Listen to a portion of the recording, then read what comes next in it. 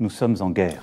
Monsieur le Président, la crise du coronavirus que nous traversons nous permet d'entrevoir les limites du système tel que nous l'avons connu. La mondialisation et le libéralisme sont des facteurs aggravants de cette crise sanitaire, car des pandémies peuvent se développer aussi rapidement, grâce notamment au trafic aérien.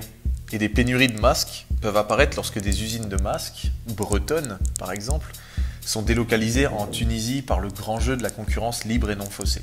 Lors de votre allocution télévisée, vous avez dit que toutes les conséquences seraient tirées de cette crise sanitaire, financière et économique. Toutes les conséquences. Au sortir de cet épisode, nous allons nous retrouver devant deux choix. Repartir comme avant dans cette société inégalitaire, polluante et sans avenir, ou changer radicalement de cap. Aujourd'hui, de nombreux secteurs économiques vont s'effondrer. C'est le cas par exemple de l'industrie de l'aéronautique. Vous aurez, et nous aurons, le choix de refinancer les compagnies aériennes afin que puisse continuer de plus belle la mondialisation ainsi que la pollution atmosphérique, ou bien nous pouvons décider ensemble de changer radicalement de monde, aujourd'hui et maintenant. L'argent que nous allions réinvestir dans des secteurs d'activité polluants, mettons-le dans des activités essentielles pour nos vies. La santé, l'alimentation, le transport bas carbone. Nicolas Hulot réclamait l'équivalent d'un plan Marshall pour financer la transition écologique, soit l'instauration d'une économie de guerre. On souhaiterait vous proposer un plan où on laisse toutes les entreprises polluantes et inutiles faire faillite, mais où on ne laisse pas les employés sans perspective. La France n'est pas résiliente pour son alimentation, c'est-à-dire que nous ne produisons pas assez en France pour nourrir les Français. Si les marchés de Rungis ne sont pas approvisionnés, Paris n'a plus de nourriture au bout de 3 jours. Il nous faut reprendre pied dans un secteur aussi stratégique que notre alimentation. On vous propose donc d'utiliser l'argent que vous auriez investi pour relancer l'industrie de l'aéronautique dans le financement de micro-fermes partout sur le territoire, permettant l'approvisionnement en légumes bio de toutes les villes et villages. La transition agricole permet d'employer énormément de monde au champ, car il va falloir se retrousser les manches pour produire une alimentation biologique de qualité. Une partie de l'argent servira donc à la formation des personnels de l'aéronautique vers les métiers agricoles.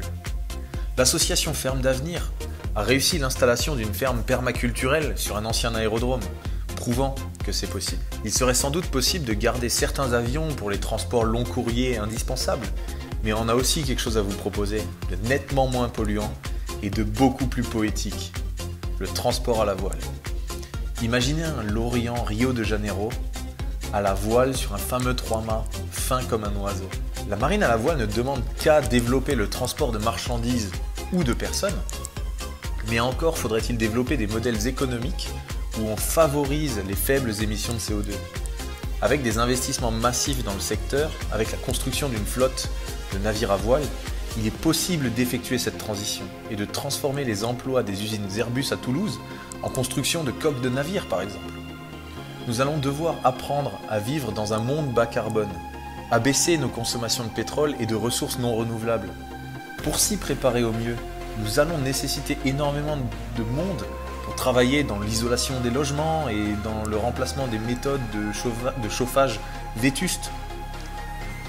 On vous propose également qu'une grande partie des gens qui perdront leurs emplois avec cette crise retrouvent du travail après formation dans les hôpitaux, dans les EHPAD, dans les soins aux personnes à domicile, avec un niveau de vie décent et des vrais moyens humains comme matériels.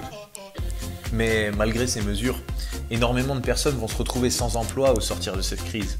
C'est le moment idéal pour développer un revenu de base à grande échelle, de quoi permettre à chaque citoyen de vivre décemment, même s'il ne trouve pas immédiatement du travail.